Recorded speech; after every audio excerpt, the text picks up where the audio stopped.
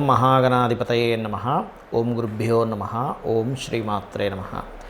పరమేశ్వర స్వరూపమైనటువంటి జ్యోతిష, వాస్తు మరియు ఇతర అనేకమైనటువంటి శాస్త్రములను మనకు అందించినటువంటి మహర్షులకి నమస్కారం. హయగ్రీవ హయగ్రీవ హయగ్రీవేతి యోవధేత్ తస్య నిస్సరతే వాణీ జహ్నుకన్యా ప్రవాహవత్. అరుణాం కరుణాతరంగితాక్షీం ధృతపాశాంకుశపుష్పబాణచాపాం అనిమాదిభిరావృతాం మయూకైః అహమిత్యేవ విభావయే భవానీం. శ్రీమాత్రే నమః. ప్రేక్షకులకి ఆ లలితాంబిక అమ్మవారి యొక్క అనుగ్రహం పరిపూర్ణంగా కలగాలని మనస్ఫూర్తిగా కోరుకుంటూ మనం ఈరోజు చెప్పుకోబోయే టాపిక్ ఏమిటంటే, కుంభరాశిలో శని వక్రగతిలో ఉంటూ మనకి అక్కడి నుంచి 6వ స్థానంలో కుజుడు ఎంటర్ అవుతూ, ప్రజెంట్ అయితే కుంభం నుంచి 5వ స్థానంలో కుజుడు ఉన్నాడు. తన శని వక్రించినందుకు తన యొక్క కాంబినేషన్, తన యొక్క దృష్టి 5-9 యాక్సెస్లో ఉంటూ, దాని తర్వాత అక్టోబర్ 20వ తేదీ నుంచి కుజుడు కర్కాటక రాశిలోకి వస్తాడు. అలా కర్కాటక రాశిలో నీచంలో ఉన్నప్పుడు కుజుడి మీద దృష్టి ఉన్నందుకు అసలు ద్వాదశ లగ్నాల వారు ఏ విషయాల పట్ల జాగ్రత్తగా ఉండాలి, ఏ విషయాల్లో బాగుంటుంది, మరియు అదేవిధంగా ఏ పరిహార మార్గం చేసుకోవాలి, ఈ యొక్క విషయాలు చెప్తుంది నేనైనప్పటికీ కూడా చెప్పిస్తుంది సాక్షాత్ లలిత అమ్మవారిగా భావిస్తూ ఒక్కొక్క లగ్నం గురించి, లగ్నం తెలియని వారి రాశి గురించి తెలుసుకుందాం. తులాలగ్నము, తులారాశి. తులవారికి కనుక చూసుకున్నట్లయితే దీని యొక్క ప్రభావము పంచమ స్థానము, దశమ స్థానం మీద ఎక్కువ ఉంటుంది.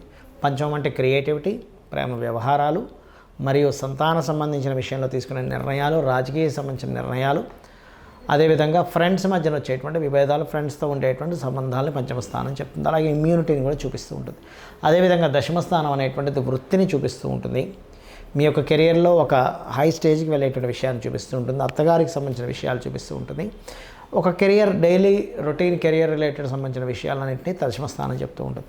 మరి ఈ యొక్క విషయాల్లో మీరు జాగ్రత్తగా ఉండాలి 5 to 6 months వరకు.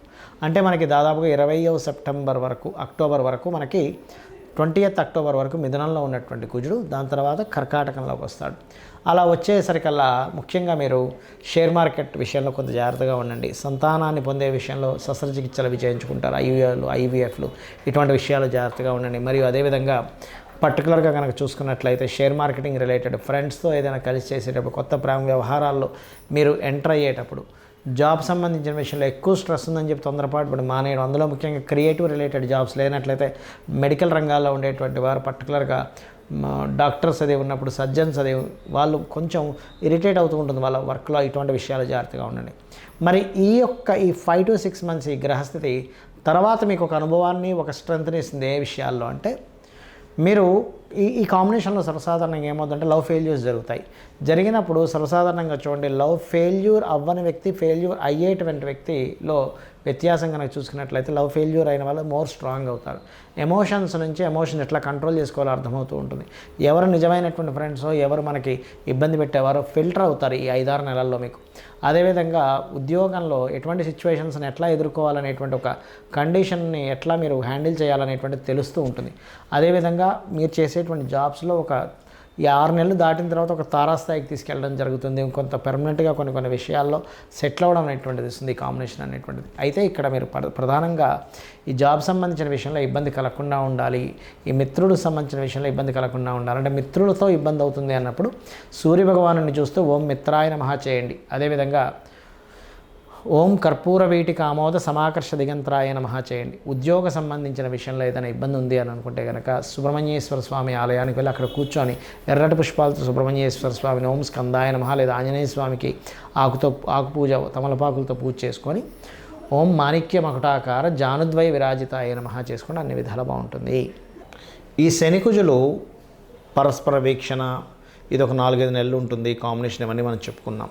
అయితే ఈ కాంబినేషన్స్ ఉన్నప్పుడు ఎవరి మీద ఎక్కువ ప్రభావం చూపిస్తుంది, ఇది మోస్ట్ ఇంపార్టెంట్. ఎలా అంటే చూడండి, ఇప్పుడు మనకి చలికాలం వచ్చింది, అందరికీ జలుబేం చేయదు. కొంతమందికి ఏమో ఎక్కువ జలుబు చేస్తే, కొంతమంది నార్మల్గానే ఉంటారు. ఎందుకు?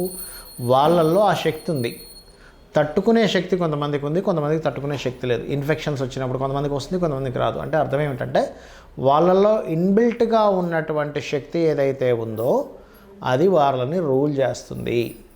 అది గుర్తుపెట్టుకోవాలి. అలాగే మరొక విషయం ఏంటంటే, మరి ఎవరి మీద ఎక్కువ ప్రభావం చూపిస్తుంది? మీ జన్మజాతకంలో కనుక శనికుజుల వీక్షణలు ఉన్న అంటే శని నుంచి కుజుడు అష్టమంలో ఉండడం, లేకపోతే శని నుంచి కుజుడు సప్తమంలో ఉండడం, చతుర్థంలో ఉండడం, దశమంలో ఉండడం, అంటే 4 and 10 యాక్సెస్ ఇట్లా ఉన్నాయి, లేదా కలిసి ఉన్నారు, అప్పుడు మీరు మరింత జాగ్రత్తగా ఉండాలి. అదీ కాకుండా ఆ కాంబినేషన్ ఉన్నటువంటి వారు పర్టికులర్గా మహాదశ కూడా నడుస్తుంది అనుకోండి, అంటే శని కుజులు కలిసి ఉన్నారు లేదా వీక్షణలో ఉన్నాయి, ఆ మహాదశ నడుస్తుంది, కుజ మహద్దశో శని మహద్దశో, లేకపోతే ఆ రెండూ కలిసి ఏ రాశుల్లో ఉందో ఆ రాశి దశ, అంటే ఉదాహరణకి బుధ రాశుల్లో ఉంది బుధదశ వచ్చిన, కర్కాటకంలో చంద్రరాశిలో ఉంది చంద్రదశ వచ్చిన, సింహరాశిలో ఉంది రెండు కాంబినేషన్ కలిసి రవి యొక్క మహాదశ వచ్చిన, ఇట్లా ఆ రెండూ కలిసి ఏ రాశుల్లో ఉన్నాయో ఆ మహాదశ, లేదా రెండు విడివిడిగి రాశుల్లో ఉంటే ఆ అంతర్దశ మహాదశ, ఎందుకంటే అవి రూల్ చేస్తూ ఉంటాయి. కాబట్టి ఇది గుర్తుపెట్టుకోండి. మరి కొంతమందికి ఏమండి మాకు రాశి తెలియదు, నక్షత్రం తెలియదు, లగ్నం తెలియదు, మేము ఏం చేయాలని అడుగుతూ ఉంటారు. అలాంటి వారు చేయవలసింది ఏమిటి అంటే సింపుల్గా ఏమీ లేదు.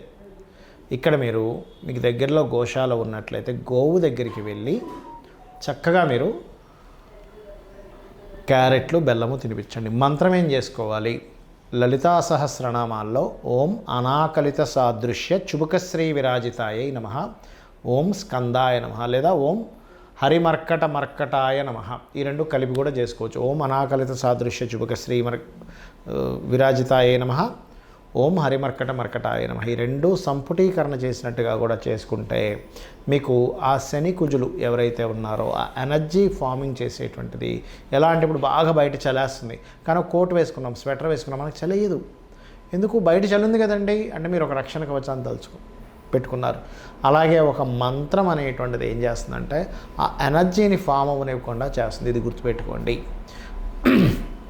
అలాగే మరొక విషయం ఏంటంటే ఎప్పుడైనా శని కుజులు ఉన్నప్పుడు ఏమవుతుందంటే మనుషుల్లో అన్నిట్లో కూడా ఒక అగ్రెసివ్ నేచర్ని ఇస్తుంది. మనుషులు మాత్రమే కాదు, మీరు పెంచుకునేటువంటి పెంపుడు జంతువుల్లో, అది గుర్రాలు కావచ్చు, కుక్కలు కావచ్చు, పిల్లులు కావచ్చు, ఏదైనా పెంపుడు జంతువులు చూస్తున్నాం అనుకోండి, అవి కొంచెం అగ్రెసివ్గా ప్రవర్తిస్తుంటాయి. అలాంటప్పుడు మనం చూడండి కొన్నిసార్లు చూస్తుంటాం, ఓ పిల్లవాడు ఎవరో వెళ్తుంటే కుక్కలేవో వెంటబడ్డ ఆయన ఇట్లాంటివి. అంటే ఏమిటి? చిన్నపిల్లల్ని ఎక్కడికైనా పంపించేటప్పుడు పెద్దవాళ్ళకంటే ప్రాబ్లం లేదు, అక్కడ కాస్త ఈ జంతువులు ఉన్నాయి, ఈ రోడ్డు మీద ఉండేటువంటి కొన్ని ఉంటుంటాయి. ఒక్కోసారి ఆవు వచ్చే ఉన్న పొడి చేస్తుంటే, ఎద్దు వచ్చే ఉన్న పొడి చేస్తుంది, లేనట్లయితే కుక్కలు వచ్చేవి చేస్తుంటాయి. ఒక్కోసారి కొన్ని ఊర్లలో కొన్ని చింపాంజీలు, కోతులు లాంటివి వచ్చే వాళ్ళలో చేస్తూ ఉంటాయి. అంటే ఏమిటి? జీవజాతిలో ఆ కాంబినేషన్ అనేటువంటిది ఒక అగ్రెసివ్ నేచర్ని క్రియేట్ చేస్తుంది. మనుషుల్లో ఒక అగ్రెసివ్ నేచర్ని క్రియేట్ చేస్తుంటుంది. చిన్న విషయాలకే గొడవలు పెట్టేసుకుంటూ ఉంటారు. మళ్ళీ ఏదో యుద్ధ వాతావరణంలోకి వెళ్ళిపోతూ ఉంటుంది. యుద్ధం వద్దనుకుంటేనే మళ్ళీ యుద్ధం చేస్తూ ఉంటుంటారు. ఇలాంటివన్నీ కూడా జరుగుతుంటాయి. కాబట్టి మీరు కనుక ఈ రెండు నామాలు రెగ్యులర్గా కనుక చేస్తూ నువ్వులు కందులు దానంగా ఇస్తూ ఉన్నట్లయితే మీకు డేట్ ఆఫ్ బర్త్ ఉన్నా లేకపోయినా మీ గ్రహస్థితి తెలిసినా తెలియకపోయినా ఇబ్బంది ఉండదు. అయితే ఇక్కడ ముఖ్యంగా గోచార గ్రహం యొక్క ప్రభావం కొంతే ఉంటుంది. మీకు ముఖ్యంగా మీ జన్మజాతకంలో లగ్నం ఎలా ఉంది, మీ స్థితి తెలుస్తుంది. మీ ధనాధిపతి ఎలా ఉన్నాడు, మీరు ఏ రంగంలోకి వెళ్తే ధనం సంపాదిస్తారో తెలుస్తుంది. మీ సిబ్లింగ్ కారకుడు ఎలా ఉన్నాడు, మీకు సహకరించే వాళ్ళు ఎవరెవరో తెలుస్తుంది.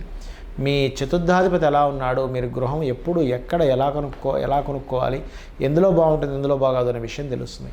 అదేవిధంగా మీ సంతానము, మీరు పూర్వజన్మలో చేసినటువంటి కర్మ, వివాహ జీవితము, ఆల్ ఆఫ్ సడన్గా ఎప్పుడు మార్పులు వస్తున్నాయి. ఏ ఉద్యోగంలో వెళ్తే మీరు సెటిల్ అవుతారు, ఏ వ్యాపారం చేస్తే బాగుంటుంది, మీకు ఇన్వెస్ట్మెంట్స్ ఎప్పుడు చేయాలి, విదేశాలకు వెళ్ళాలా వద్దా, ఎక్కడ టర్నింగ్ పాయింట్ ఉంది, ఎక్కడ మీరు లక్కీ నెంబర్స్ని ఎలా ఎంచుకోవాలి, ఇవన్నీ కూడా మీ జన్మజాతకంలో ఉంటాయి. అంటే మీ జన్మజాతకం 90% to 80 to 90% రూల్ చేస్తే ఒక 10 to 20% గోచారం రూల్ చేస్తూ ఉంటుంది. అంటే గోచారంలో ఈ కండిషన్ ఉంది కాబట్టి మీ జన్మజాతకంలో కూడా ఆ కండిషన్ సంబంధించి నడుస్తున్నప్పుడు మీరు జాగ్రత్త చూసుకోవాలి.